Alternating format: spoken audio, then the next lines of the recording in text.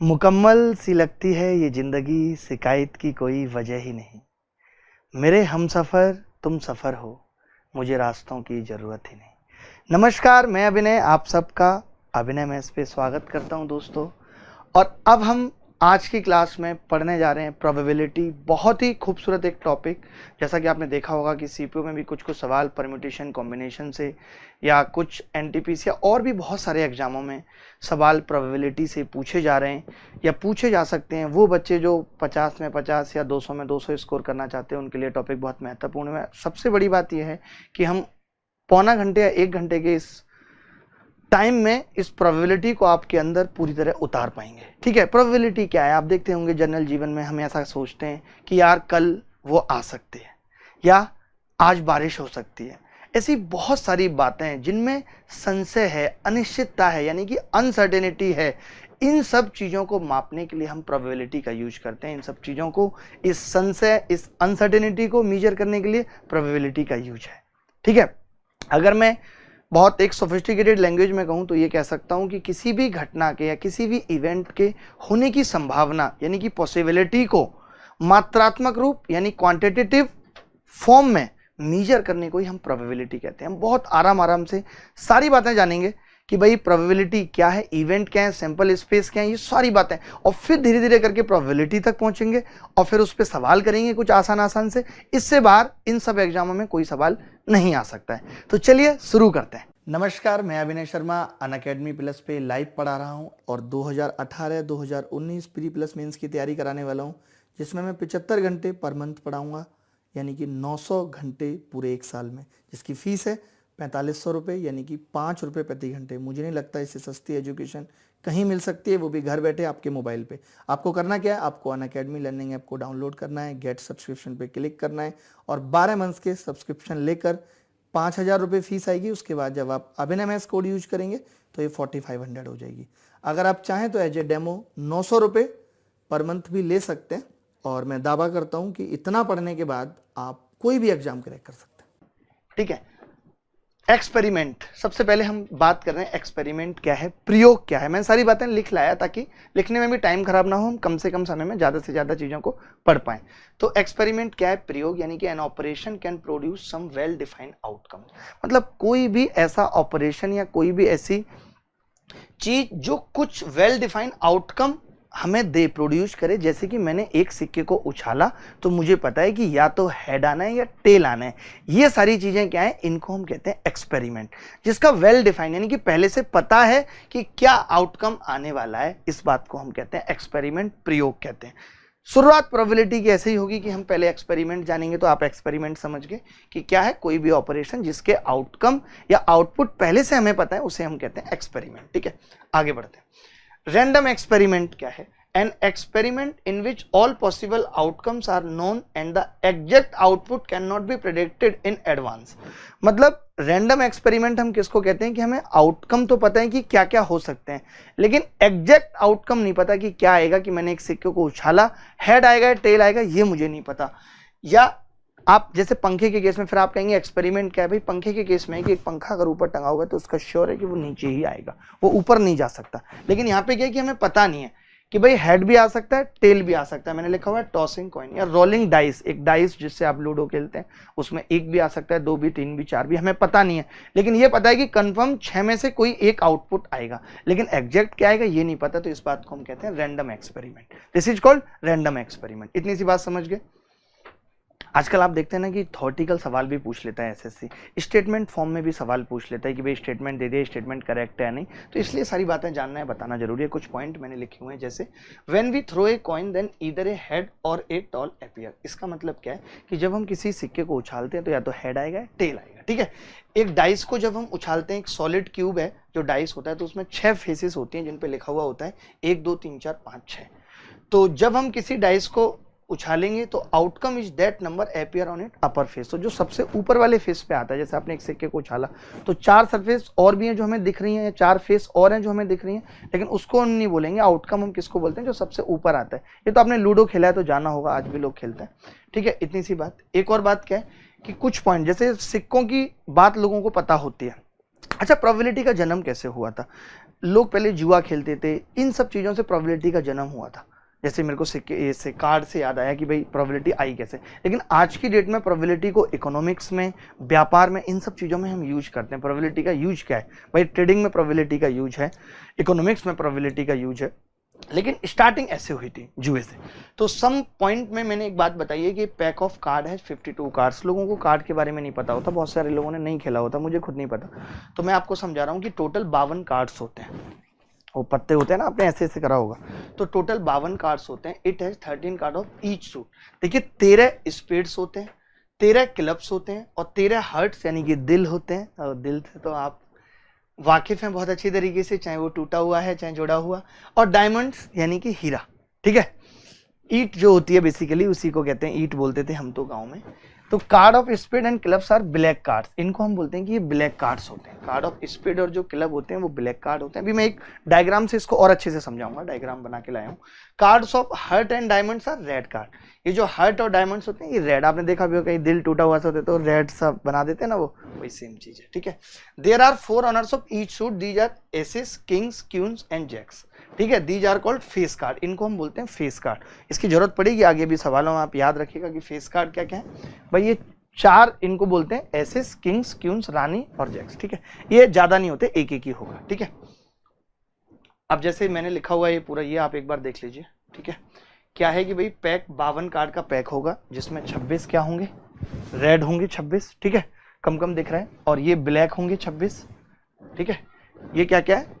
Red 26, black 26, और उसके बाद अब जो 26 रेड है उसमें 13 डायमंड हो गए और 13 हर्ट हो गए, ठीक है, देख पा रहे हैं। और उसके बाद स्पेड्स 13 और क्लब्स 13 हो गए ब्लैक में। और उसके बाद ये हमने पूरा पूरा लिख दिया कि ये 9 होते हैं, ये वाले 4, ये 9, ये 4, ये 9 और 4, ऐसे ही सब बन जाता है कुल मिला के। मतलब जो नंबर उन पे डले होते हैं कि भाई 2 3 4 5 6 7 8 9। मेरे को भी इसकी ज़्यादा नॉलेज है नहीं कार्ड वार्ड की, जितने सवालों में आएगी काम की उतनी मैं बता दूंगा, ठीक है। ये आप समझ लेना, याद रख लेना, ठीक है। चलो आगे बढ़ते हैं। सैंपल स्पेस क्या है? अब बात आती है सैंपल स्पेस की। तो when we perform an experiment then the set S of all possible outcomes is called the sample space।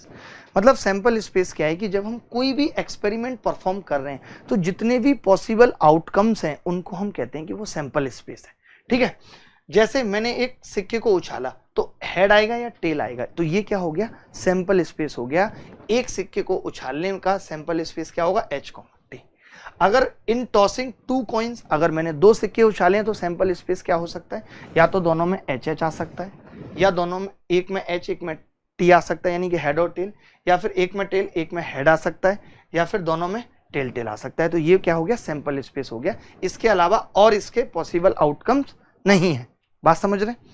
उसके बाद अगर हमने एक डाइस यानी कि पिट्टे को उछाला, पिट्टा बोलते थे हम तो गांव में, तो एस क्या होगा? 1 2 3 4 5 6, उसमें क्या क्या आ सकता है? 1 2 3 4 या 5 या 6, इनमें से कोई और नहीं आ सकता।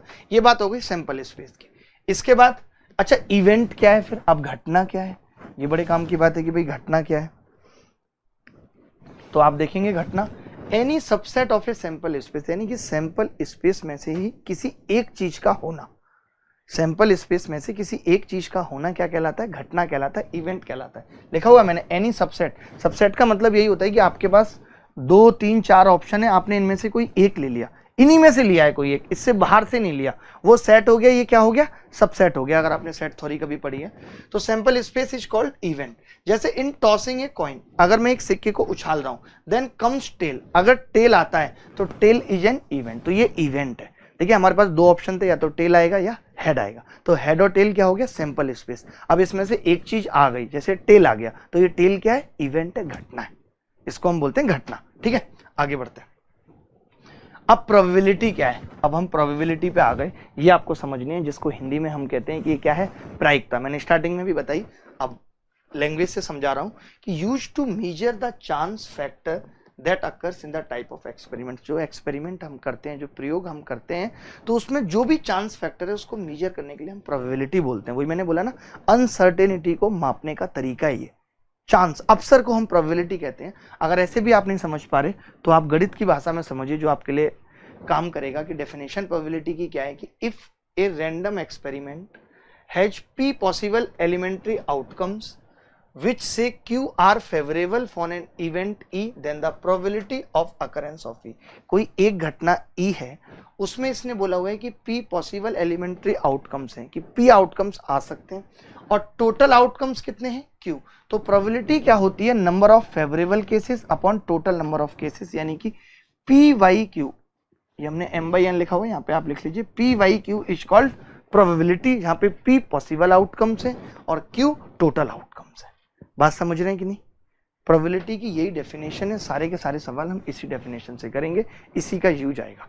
उससे पहले जान लीजिए इंडिपेंडेंट इवेंट्स क्या होती हैं, एक्सक्लूसिव इवेंट्स क्या होती हैं, म्यूचुअली एक्सक्लूसिव, क्योंकि कई बार आप देखते होंगे कि जब दो घटनाएं होती हैं तो हम प्रोबेबिलिटी को जोड़ते हैं, कई बार हम प्रोबेबिलिटी को गुणा करते हैं, तो किस केस में गुणा करेंगे, किस केस में जोड़ेंगे, इस बात को समझ लीजिए, ठीक है। जैसे probability of an sure event, ये बात स्टेटमेंट फॉर्म में पूछी जा सकती है कि किसी भी निश्चित घटना की प्रोबेबिलिटी क्या है, एक जिसका होना तय ही है, जिसका होना तय ही है, यानी कि पॉसिबल आउटकम्स भी वही हैं जितने टोटल आउटकम्स हैं, तो प्रोबेबिलिटी क्या आ जाएगी, एक। और अगर कोई इम्पॉसिबल इवेंट है, इसका मतलब पॉसिबल आउटकम्स जीरो हैं, टोटल आउटकम्स जितने मर्जी हो जाएं, लेकिन प्रोबेबिलिटी क्या रहेगी, जीरो। तो किसी भी असंभव घटना की प्रायिकता जीरो होती है और किसी भी निश्चित घटना की प्रायिकता एक होती है, जो घटना होनी है, ठीक है। चलिए आगे बढ़ते हैं। अब मैंने लिखा हुआ है म्यूचुअली एक्सक्लूसिव इवेंट्स क्या है, यानी कि एक तरीके से डिपेंडेंट इवेंट्स हम बोल सकते हैं। मैंने क्या लिखा हुआ है कि इफ टू और more events have no point in common, अगर दो घटनाओं में कोई भी पॉइंट कॉमन नहीं है, यानी कि इसका मतलब है कि they can not occur simultaneously, the events are said to be mutually exclusive. जो दो घटनाएं एक साथ नहीं हो सकती, या तो ये होगी या ये होगी, और वाली बात आ रही है, तो आप जानते होंगे और का मतलब ही प्लस होता है, और वाली बात हो रही है, या तो ये घटना होगी या ये घटना होगी। अगर इस तरीके का केस है तो probability of two events A and B क्या हो जाएगी, P A plus P B. हम दोनों की प्रोबेबिलिटी को क्या करेंगे, ऐड कर देंगे, जोड़ देंगे। बात समझ रहे हैं, ठीक है। आगे बढ़ते हैं। अब इंडिपेंडेंट इवेंट्स क्या है, टू इवेंट्स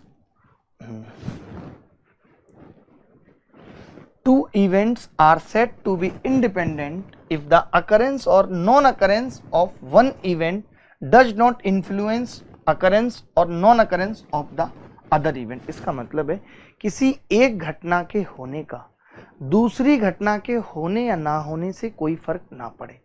किसी एक घटना पर, जैसे इससे आप थोड़े इमोशनल हो रहे होंगे कि उसके होने या ना होने से मेरे होने पे कोई फर्क ना पड़े, उसको हम कहते हैं इंडिपेंडेंट इवेंट्स हैं। ऐसे समझ लीजिए, ऐसे आप ज्यादा अच्छे से बात को समझ पाएंगे, ठीक है। मतलब किसी के होने या ना होने से आपकी जिंदगी पे अगर कोई फर्क ना पड़े, दे आर इंडिपेंडेंट इवेंट्स। उस केस में हम क्या करेंगे, then probability of two events A and B क्या होगी, मल्टीप्लाई हो जाएगी। ये एंड वाली सिचुएशन है, एंड वाली सिचुएशन, और वाली में ऐड कर देंगे। ये आपको पता लग जाएगा, अभी धीरे धीरे मैं बताऊंगा, एग्जांपल से समझाऊंगा कि कब आपको ऐड करना है, कब गुणा करना है। तो ये this is the theoretical part of probability, की प्रोबेबिलिटी क्या है, सैंपल स्पेस क्या है, इवेंट्स क्या है, रैंडम एक्सपेरिमेंट, ये सारी बातें हमने जानी है। अगर नहीं समझ आई है तो एक बार वापस से देखिए, और नहीं भी समझ आई है तो ये बात बहुत इंपॉर्टेंट थी, बस जो आपने याद रखनी है, जिससे हम काफी सवाल करेंगे कि प्रोबेबिलिटी बराबर क्या होता है, number of favourable cases upon total number of cases is called probability in mathematical term, ठीक है। तो चलिए सवालों से शुरुआत करते हैं और बहुत आसान से कुछ सवाल उठाते हैं। पहला सवाल आपके सामने आपकी स्क्रीन पे आ गया होगा कि what is the probability of drawing two clubs from a well shuffled pack of 52 cards, यानी 52 कार्ड के एक अच्छी तरह से फेरबदल हुए पैक से दो क्लबों को खींचने की संभावना क्या है, ये आपसे पूछ रहा है। देखिए कुछ चीजें और जो आपको यहाँ पे आनी चाहिए, जिसकी जरूरत पड़ेगी बीच बीच में, वो मैं बता देता हूँ। वो ये होगी कि कभी भी किसी भी चीज की आपसे पूछेगा कि n में से क्योंकि अभी हमने परम्यूटेशन कॉम्बिनेशन नहीं पढ़ा है, मैं पढ़ाऊंगा अभी परम्यूटेशन कॉम्बिनेशन, और अभी लाइव भी आना मैंने प्लान किया है कि मैं लंबा क्लासेस कुछ लेके थोड़े से इंपॉर्टेंट क्वेश्चन और रिवीजन आपका बता दूं सीजीएल से पहले, ठीक है। तो n में से r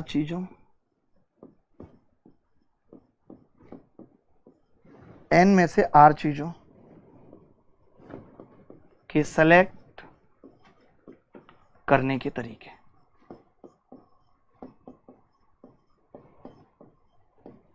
यानी कि total combination of selecting R things from N things बराबर होता है NCR।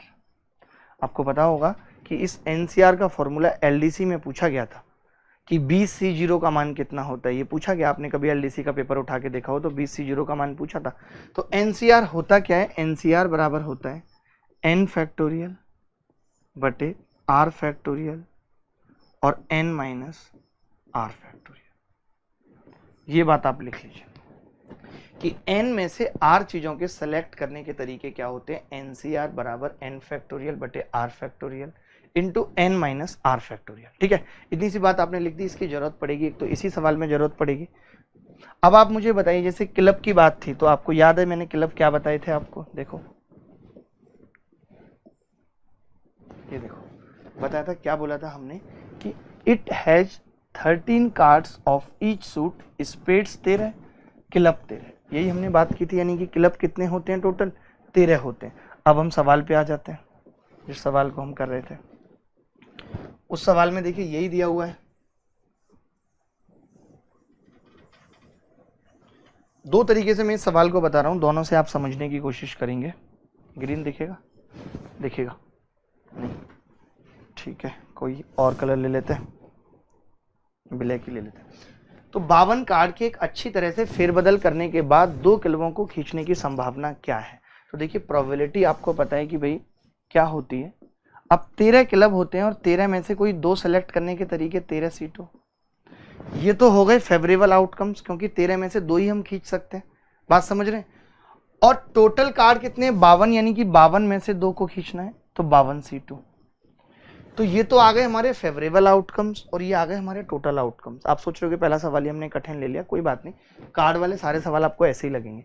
अब 13C2 फैक्टोरियल को मैं क्या लिख सकता हूं, तो आपको देखिए डायरेक्ट मैं बता रहा हूं कैसे हम लिखेंगे। 13 फैक्टोरियल बटे 2 फैक्टोरियल गुणा 11 फैक्टोरियल बटे क्या होगा 52 फैक्टोरियल बटे 2 फैक्टोरियल गुणा 50 फैक्टोरियल। अब आपको ये वाली बात पता है, कुछ लोगों को तो फैक्टोरियल भी नहीं पता होगा क्या होता है, लेकिन हमने 2 फैक्टोरियल से 2 फैक्टोरियल काट दिया। ठीक है, 13 फैक्टोरियल को मैं लिखूंगा 13 गुणा 12, तो जो 11 फैक्टोरियल होगा उसके बाद वो पूरा कट जाएगा। जैसे 13 फैक्टोरियल को हम क्या लिख सकते हैं, 13 फैक्टोरियल बराबर होता है 13 गुणा 12 गुणा 11 फैक्टोरियल। ठीक है, बटे ऐसी 52 को हम क्या लिख देंगे, 52 गुणा 51 और 50 फैक्टोरियल कट जाएगा। तो ये कितना आ गया, 13 चौका 52, 4 तिया 12 और 3 से इसको काटेंगे तो 1/17। 1/17 इस बात की प्रोबेबिलिटी आ गई। मैं एक और खूबसूरत तरीका इस सवाल को करने का बता रहा हूँ, पहले आप इसे देखिए, इसे समझिए कि भाई पॉसिबल आउटकम्स क्या थे कि 13 में से कोई भी 2 सेलेक्ट कर लिए, 52 में से कोई भी 2 सेलेक्ट कर लिए, टोटल आउटकम्स आ गए। तो इस बात की प्रोबेबिलिटी आ गई 1/70। एक और तरीका बताता हूँ, बहुत अच्छा आपने देख लिया होगा, नहीं समझ आए तो दोबारा समझिए, देखिए। ठीक है, 1 घंटा आपने देना है, 1 घंटे में पूरी प्रोबेबिलिटी आप क्लियर कर लेंगे। अगर कोई भी सवाल आता है तो इनमें से आ जाएगा आराम से, या इन जैसा आ जाएगा तो आप कर पाएंगे। ठीक है, चलिए आगे बढ़ते हैं और दूसरा तरीका जानते हैं सवाल को करने का।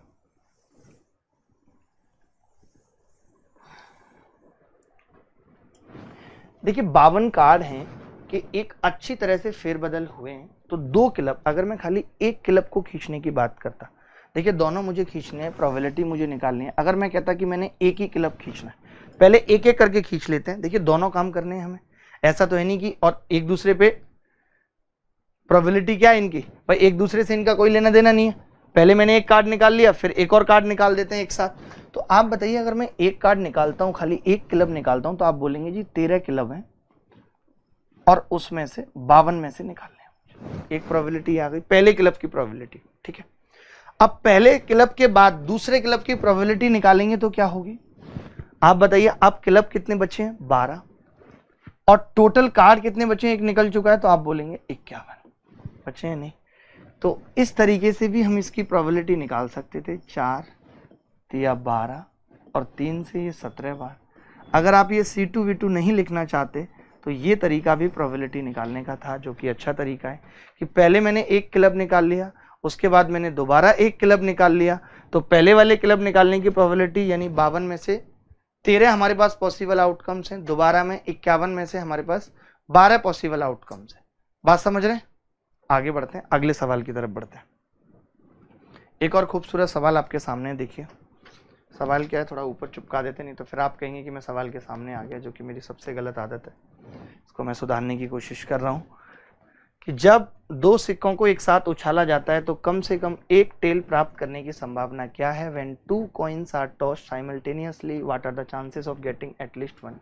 देखिए, सब कंटेंट बनाने में, क्वेश्चन बुक से लिखने में, उनकी हिंदी करने में बहुत टाइम लगा है, बहुत ज़्यादा टाइम। जो वीडियो हम 1 घंटे में बना रहे हैं, आप अगर इतना पढ़ने की कोशिश करेंगे तो आपके 8 घंटे कम से कम जाएंगे। हो सकता है 10 भी चले जाएं और फिर भी समझ ना आए। तो इतनी चीज़ें पर्याप्त हैं, इसका आप फ़ायदा उठाएं। और किसी भी एग्जाम में अगर आप पढ़ रहे हैं, किसी भी एग्जाम में की तैयारी आप कर रहे हैं, तो उसमें ये फ़ायदेमंद होगा। चाहे आप NTPC की बात कर रहे हैं, अच्छा NTPC से मुझे याद आया कि NTPC और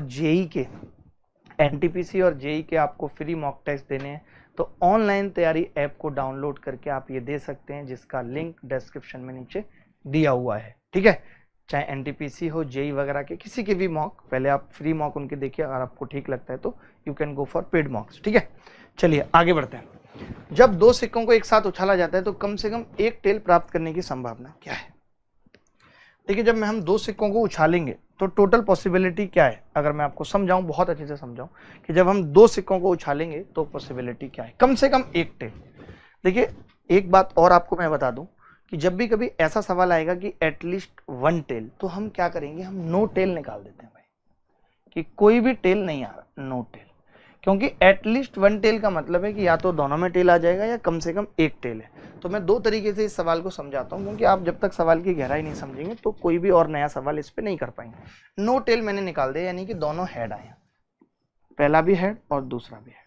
एक ही पॉसिबिलिटी है इस बात की, दोनों हेड आने की एक ही पॉसिबिलिटी है।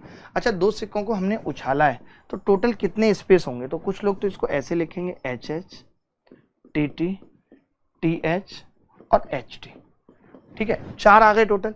इस बात को मैं ये कहता हूँ कि यार ऐसे 4 ये ना लिख के आप किताबी तरीके से आप क्या करिए कि भाई पहले वाले की पॉसिबिलिटी भी दो, या तो हेड या टेल, और दूसरे वाले की पॉसिबिलिटी भी दो, यानी टोटल पॉसिबिलिटी कितनी है? 4। ये जो हम लिख के 1 2 3 4 गिन रहे हैं, ये मुश्किल है, क्योंकि कल को ऐसा होगा 4 सिक्के उछाले जाएंगे तो आप 4 का थोड़ी लिख पाएंगे। तब तो आपको लिखना पड़ेगा कि पहले में भी 2 आ सकते हैं, दूसरे में भी 2, 2 दूनी 4, दूनी 8, दूनी 16 तरीके बन सकते हैं। ठीक है, तो हमें, जैसे आप खुद ही देखिए कि दो सिक्कों के आउटकम्स को मैं यहां भरने वाला हूं। आपने अगर हल्का फुल्का परम्यूटेशन पढ़ा है तो पहले वाले में मेरे पास कितना आउटकम है जो मैं भर सकता हूं? तो आप बोलेंगे हेड या टेल 2, इसमें भी कितने हैं? 2, तो 2 दूनी 4, 4 टोटल आउटकम्स आ गए। तो अब मैं आपसे पूछ रहा हूं कि दोनों के हेड आने की प्रोबेबिलिटी क्या है? दोनों के हेड आने की प्रोबेबिलिटी,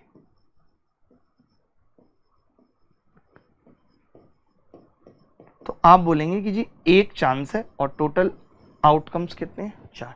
इसमें एक ही हमारी फेवर में है, HH। ठीक है, लेकिन हमें यही नहीं बताना था। इसने बोला था ना कि कम से कम एक टेल, और मैंने निकाल दिया नो टेल। तो अब कम से कम टेल वाले कितने होंगे? मैं आपको बता दूं कि जब भी हम अपोजिट प्रोबेबिलिटी निकालते हैं तो क्या करते हैं? 1 से घटा देते हैं, क्योंकि PA और इसका कॉन्ट्राडिक्शन PA बार बराबर 1 होता है। किसी भी चीज के होने की प्रोबेबिलिटी, अगर जैसे हेड आने की प्रोबेबिलिटी 1/2 है, वैसे ही हेड ना आने की प्रोबेबिलिटी भी 1/2 है, और 1/2 यानी कि 1 है। इन दोनों का सम कितना होता है? 1। तो कम से कम टेल आने की प्रोबेबिलिटी कितनी होगी? 1 - 1/4, बोले तो 3/4। जैसे अब ये सवाल तो छोटा था, इस सवाल में हम इतना सा लिख के ही कर सकते थे। आपने ये लिखा कि दो सिक्के उछाले जाएंगे तो या तो HH आ सकता है, TT, TH, HT। तो सवाल में पूछा था आपसे, सवाल में क्या पूछा था कि भाई कम से कम एक टेल, तो कम से कम एक टेल किस किस में आ रहा है? इसमें, इसमें, इसमें, इसमें आ रहा है। तो हमारी फेवर में कितने आउटकम्स हैं? 3, और हमारे पास टोटल आउटकम्स कितने? 1 2 3 4, तो 4, यानी कि 3/4 इस सवाल का उत्तर होगा। ये तो आसान सवाल था, लेकिन मैंने कई सारे तरीके से आपको बता दिया कि जब भी कभी ऐसा सवाल आता है तो हम कैसे करते हैं, कि जैसे हमने नो टेल बता दिया। बात समझ रहे हैं नहीं? बोलिए भाई, क्लियर है? आगे बढ़ते हैं। एक और सवाल पे जाते हैं। 52 कार्डों के एक पैकेट से एक कार्ड यादृच्छिक रूप से तैयार किया जाता है, क्या संभावना है कि निकाला गया कार्ड फेस कार्ड है? कितना आसान सवाल है कि 1 card is drawn at random from A pack of 52 cards but the probability that card drawn is face card. Face card तो आपको याद है, फिर से नहीं याद तो मैं फिर से दिखा रहा हूँ। आप ये मत सोचिए कि मैं आपको दिखा रहा हूँ, मुझे खुद नहीं पता ये फेस कार्ड वगैरह है क्या है, मुझे खुद देखना पड़ रहा है। तो फेस कार्ड क्या था, हमने क्या पढ़ा था कि it has 13 card of each suit, cards of spade and clubs are black card, और फेस कार्ड कहाँ गए, clubs, hearts, kings, these are called face card. ये जो चार हैं हमारे पास, एक ACEES और ये किंग्स, क्यून्स और जैक्स, इन सबको हम क्या कहते हैं कि ये फेस कार्ड हैं। आपको देखो लिखा हुआ भी है मैंने कि कौन से face card, these are called face card. ये सब क्या है, फेस कार्ड। तो अब हम सवाल पे आ जाते हैं भाई, हमें पता चल गया 4 कार्ड क्या है, फेस कार्ड है।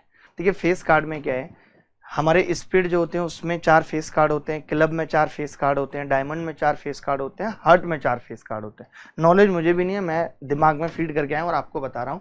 यानी कि टोटल कितने हो गए, 16 फेस कार्ड हो गए। अगर टोटल 16 फेस कार्ड हैं तो 16 बटे और टोटल कार्ड कितनी है, 52। यानी कि 16 में से कोई एक आ जाए तो ये हमारे फेवरेबल हैं और ये टोटल आउटकम्स हैं। यानी कितना आ गया, 4/13 इस बात की प्रोबेबिलिटी हो गई, 4/13। बात समझ पा रहे हैं कि नहीं?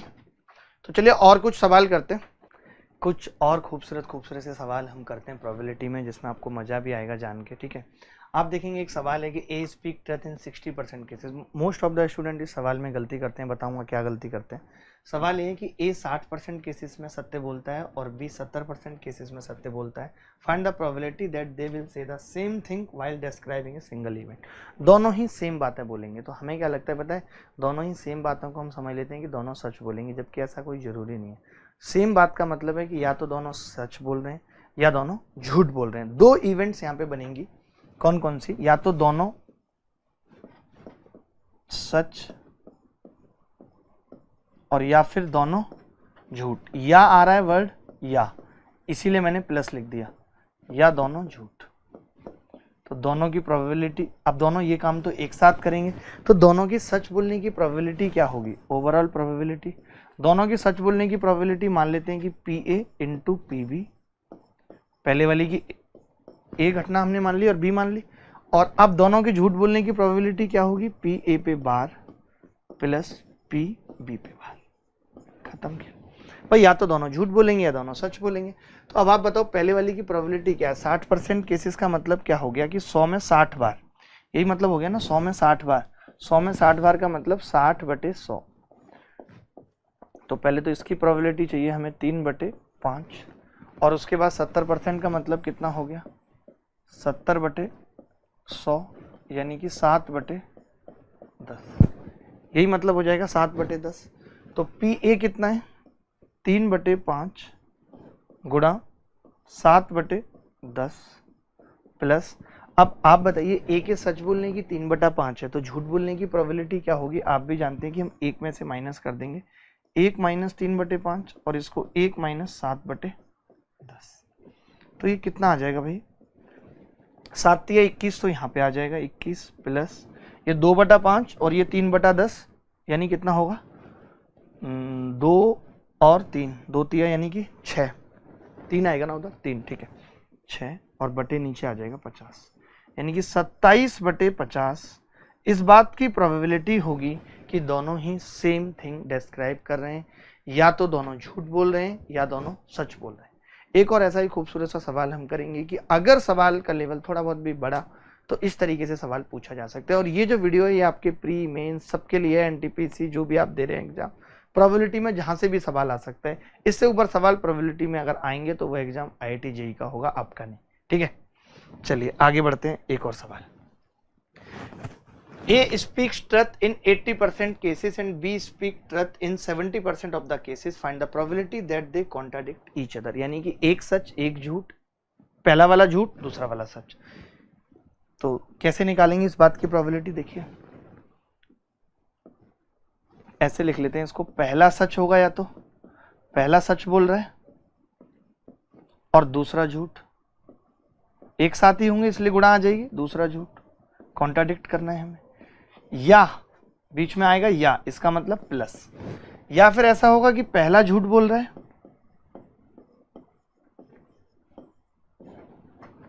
और दूसरा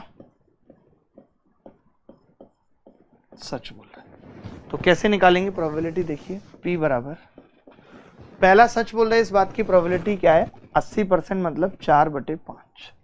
दूसरा वाला 70% मतलब 7/10। तो पहले वाली की प्रोबेबिलिटी हो गई, मैं डायरेक्ट लिख रहा हूँ 4/5। दूसरे की झूठ की 1 - 7/10 यानी कि 3/10, प्लस पहला वाला झूठ बोलेगा 1 - 4/5 1/5, दूसरा वाला सच बोलेगा 7/10। तो ये कितना आ गया? 4 × 12 19/50। ये सवाल का उत्तर है। अगर सवाल आएगा भी तो उम्मीद है कि एज इट इज डिजिट भी आ सकते हैं, क्योंकि मैंने भी प्रीवियस ईयर से ही सवाल उठाए हैं, किसी भी एग्जाम में पूछे गए हो, चाहे बैंक के, सीडीएस के, या किसी भी एग्जाम में ये सवाल आए हो। ठीक है, तो सवाल भी सेम आने की संभावना है, आप रट भी सकते हैं। आगे बढ़ते हैं, क्योंकि पहली बार अगर सवाल आएगा प्रोबेबिलिटी से कोई भी आसान सा, तो आसान सवाल आएगा। ऐसा नहीं कि पहली बार में बहुत कठिन सवाल वो पूछ लेंगे। ठीक है, चलिए फिर से अपने वही सवालों पे आ जाते हैं। गेंद सफेद नीली काली। ये कह रहा है कि एक बैग में 4 सफेद 5 लाल और 6 नीली गेंदें हैं। 3 गेंदों को बैग से निकाला जाता है, संभावना है कि उनमें सभी लाल हैं। सभी लाल गेंदों की, देखिए एक तो तरीका वही जो मैंने आपको बताया सेलेक्ट करने वाला, कि मेरे पास लाल गेंदें हैं कितनी, तो आप बोलेंगे 5 लाल गेंदें, यानी 5 में से मैं कोई भी 3 गेंदें सेलेक्ट कर रहा हूँ। ये लिख सकता हूँ 5 में से कोई भी 3 गेंदें। पहला सवाल हमने ऐसा ही किया था, याद करो। उसके बाद टोटल गेंदें कितनी है? 15, यानी कि 15 में से कोई भी 3 गेंदें ले ली हमने। तो अब ये क्या होगा?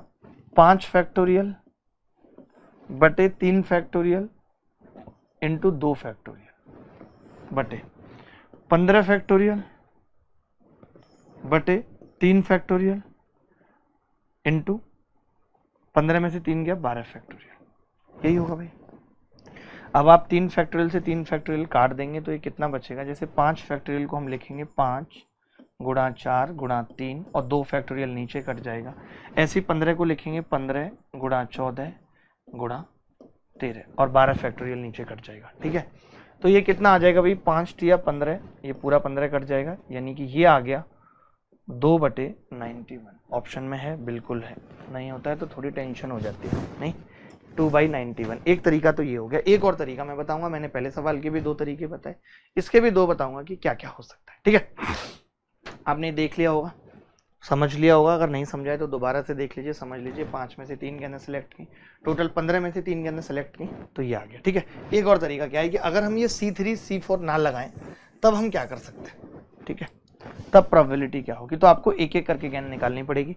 मान लेते हैं कि पहली गेंद लाल होने की प्रायिकता क्या है, तो आप बोलेंगे टोटल गेंदें हैं हमारे पास 15, 6 4 10 5 15, और लाल गेंदें कितनी है? 5, यानी कि फेवरेबल आउटकम्स कितने हैं? 5 और टोटल आउटकम्स 15। तो पहली गेंद लाल होने की प्रायिकता क्या है? 5/15। अच्छा, दूसरी गेंद लाल होने की प्रायिकता क्या है? एक लाल निकल चुकी है तो अब 4 लाल बच गई, 4/14।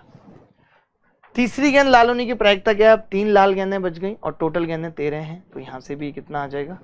5 × 15 और 2 और 7, यानी कि 2/91। मुझे लगता है कि ये तरीका आपको ज़्यादा सूट करेगा, वो C3 वाला आपको नहीं जमेगा, क्योंकि आप जानते नहीं है अभी कॉम्बिनेशन क्या होता है। जब हम कॉम्बिनेशन करेंगे तो आप शायद उसको भी अच्छी तरीके से समझ पाएंगे। ठीक है, तो चलिए आगे बढ़ते हैं और सवाल देखते हैं क्या है।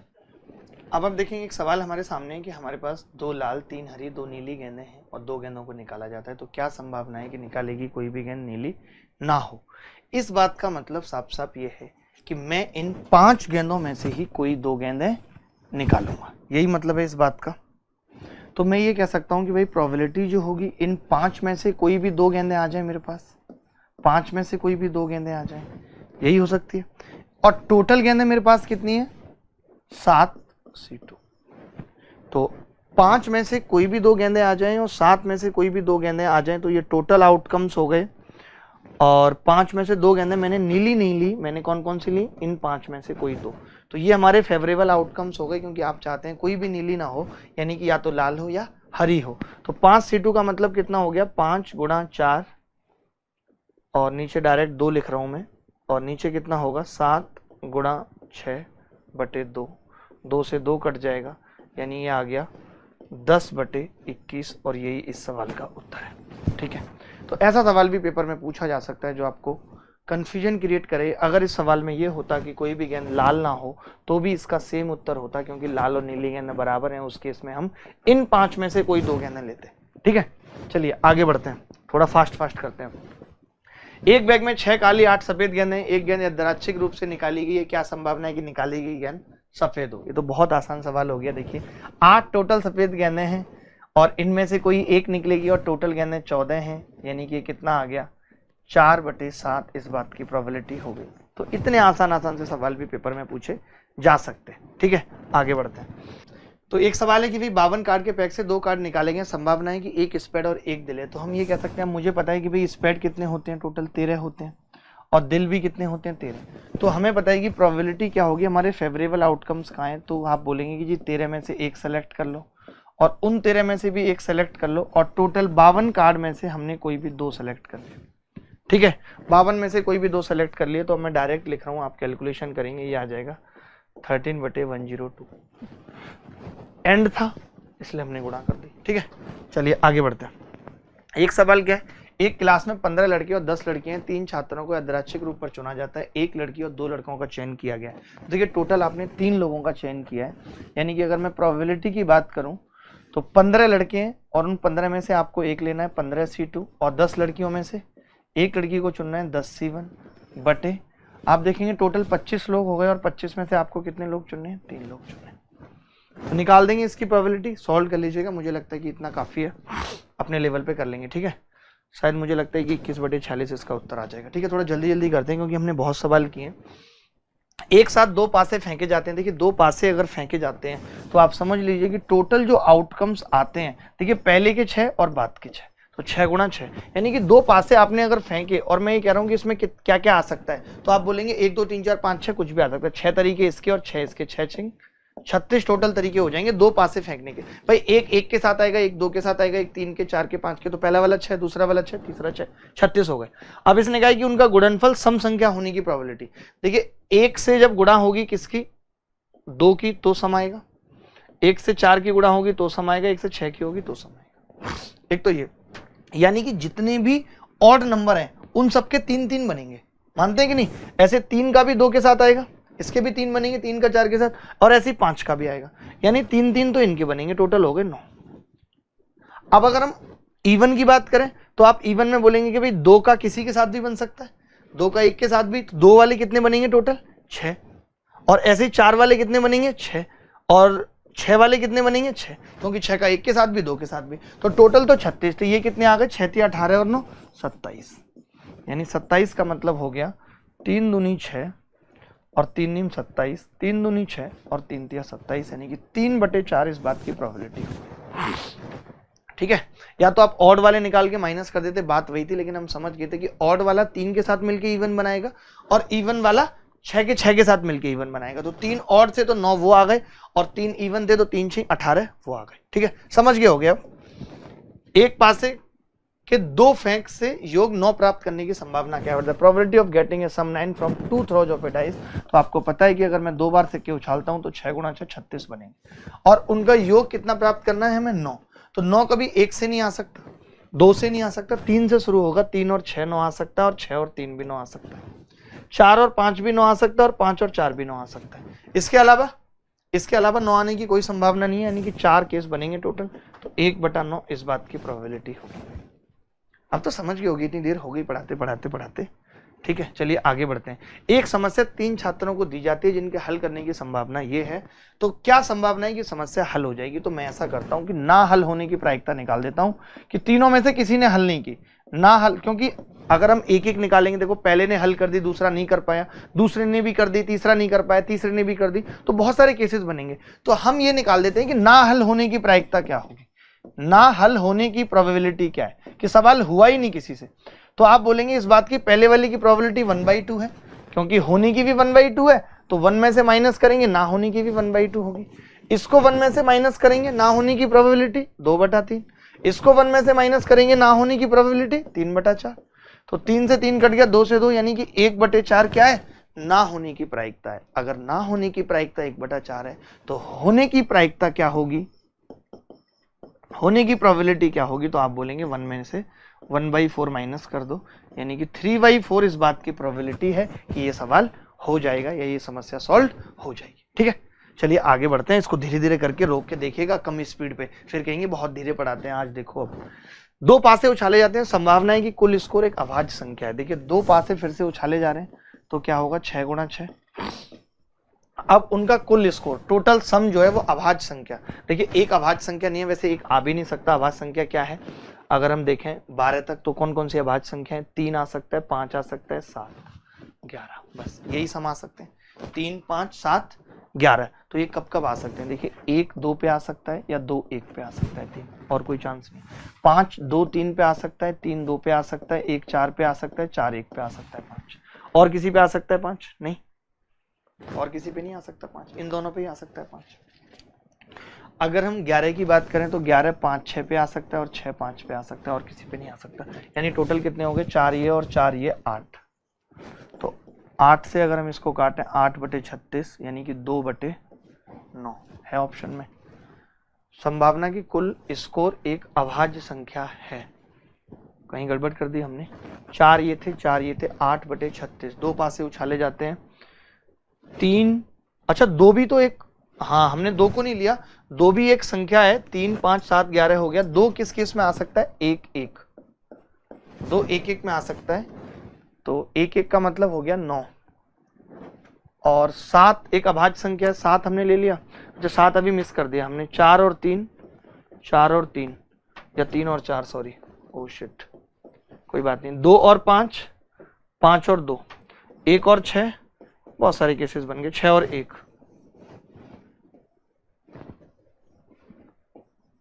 ठीक है। और किसी में 7 बनेगा और किसी में 7 बनने की संभावना नहीं है। यानी कि 1 2 3 या 1 2 3 4 5 6 7 दूनी 14 और 1 15 आएगा ऊपर। वाओ, 15/36 का मतलब कितना हो गया, 5/12। तो 5/12 इस बात की प्रोबेबिलिटी होगी। ठीक है, ऐसी गलती ना करें, छोटी छोटी कोई बात नहीं। जल्दी से बढ़ते हैं आगे। एक आदमी और उसकी पत्नी एक ही पद पर 2 रिक्तियों के लिए एक साक्षात्कार में दिखाई देते हैं। पत्नी के चयन की संभावना 1/7, पति के और पत्नी की 1/5, पति की 1/7। तो उनमें से केवल एक को चुना जाना है दोनों में से। तो इस बात की प्रोबेबिलिटी क्या होगी कि पति क्या है, पति उस प्राणी का नाम है जो शादी से पहले कहते हैं कि तेरी जुल्फों के साए में जिंदगी गुजार देंगे और बाद में दाल में एक बाल भी निकल आया तो भड़क जाएंगे। पत्नी उस प्राणी का नाम है। आप सोचेंगे पति की डेफिनेशन दे दी, पत्नी की नहीं दी। पत्नी उस प्राणी का नाम है जो अपने पति के साथ 750, 1000, 2000 पर प्लेट डिनर करके उतनी खुशी नहीं पाती जितनी 7.5 रुपए किलो के टमाटर 5 रुपए किलो में लेके आती है। तो बार बार कहती है 7.5 रुपए दे रहा था, मैं 5 में लेके आई हूँ। देखा होगा आपने घर में। तो ये पति पत्नी दोनों की परिभाषा है। तो पति सेलेक्ट, पत्नी नहीं, प्लस या फिर या आएगा, या का मतलब प्लस, कि भाई पति नॉट सेलेक्ट और पत्नी सेलेक्ट। ठीक है, तो क्या होगा, इस बात की प्रोबेबिलिटी क्या होगी, आप बोलेंगे पति के सेलेक्ट होने की प्रोबेबिलिटी कितनी, 1/7 और पत्नी के सेलेक्ट ना होने की प्रोबेबिलिटी 4/5। एक में से घटाएंगे तो पति के सेलेक्ट ना होने की प्रोबेबिलिटी 6/7, पत्नी के सेलेक्ट होने की प्रोबेबिलिटी 1/5। यानी ये कितना आ गया, 6 और 4 10/35, यानी कि 5 दूनी 10, 5 सत्ते 35, 2/7 इस सवाल का उत्तर होगा। अब मुझे लगता है कि इससे ज्यादा प्रोबेबिलिटी आपको समझने या पढ़ने की जरूरत नहीं है।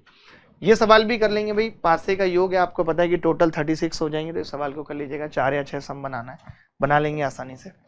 एक क्लास में 30% छात्रों ने अंग्रेजी की पेशकश की, 20% ने हिंदी। तो आपको ये पता है एटलीस्ट वाला जो होता है NA यूनियन B, तो आपने पढ़ा होगा कि 30% प्लस 20% माइनस 10%, 30 20 50 माइनस 10 कितना हो गया, 40%। यानी 40% इसने क्या पूछा है, तो क्या संभावना है जो उसने अंग्रेजी या हिंदी की पेशकश की है। तो 40% लोग ऐसे हैं जिन्होंने कुछ ना कुछ तो पेशकश की है। तो 40% का मतलब 100 में 40, तो प्रोबेबिलिटी कितनी आ गई इस बात की, 2/5, 2/5 इज द प्रोबेबिलिटी। ठीक है, बहुत फास्ट बताया मैंने। आखिरी सवाल है कि 3 निष्पक्ष सिक्के उछाले जाते हैं, अधिकांश 2 हेड को प्राप्त करने की संभावना क्या है। यानी कि what the probability of getting at most 2 heads, ज्यादा से ज्यादा 2 हेड्स, हो सकता है हम एक भी हेड ना प्राप्त करें, ये हमारे ऊपर है। तो देखिए 3 सिक्के उछाले जाएंगे, इस बात की प्रोबेबिलिटी 3 सिक्के उछाले जा रहे हैं और अधिकांश 2 हेड को प्राप्त करने की संभावना क्या है? Maximum 2 head. तो मैं ये कह रहा हूं कि तीनों हेड आ जाएं, इस बात की प्रोबेबिलिटी क्या है? तीनों हेड आ जाएं तो इस बात की प्रोबेबिलिटी होगी भाई एक ही चांस ऐसा है, टोटल कितने होंगे? 2 गुणा 2 गुणा 2, यानी 1/8 इस बात की प्रोबेबिलिटी है कि तीनों हेड आ गए। लेकिन हमें तो एटमोस्ट 2 चाहिए, तो अब एटमोस्ट 2 वाली कितनी होंगी? बाकी के जितने भी केसेस बच गए वो सब एटमोस्ट 2 वाले हैं, तो 1 - 1/8 बराबर 7/8 इस बात की प्रोबेबिलिटी हो जाएगी। उम्मीद करता हूं कि जितनी प्रोबेबिलिटी मैंने आपको बताई आप समझ पाए होंगे, और ऐसा कोई भी सवाल आगे भी अगर आता है तो आप कर पाएंगे। तो आज के लिए इतना ही। अगली मुलाकात कल फिर होगी इसी उत्साह उमंग के साथ, और कोशिश करेंगे कि अब लाइव आके पढ़ाएं, लाइव टाइम दें, टाइम फिक्स कर लें 7 से 9 का कि हम इस टाइम लाइव रहेंगे। आपका कोई भी डाउट है, समझना है, कुछ भी रिवीजन करना है तो वो हम रिवीजन कर पाएं। और वो मैं ये देख के करूंगा कि और चैनल्स जो टॉपिक्स पढ़ा रहे हैं उन टॉपिक से अलग कुछ टॉपिक्स हम पढ़ा दें, जिससे कि पूरा सिलेबस कवर हो जाए। ठीक है, तो आज के लिए इतना ही। अगली मुलाकात में मिलेंगे इसी तरह हंसते हुए, मुस्कुराते हुए। तब तक मैं विदा लेता हूं। Bye bye, take care, thank you very much.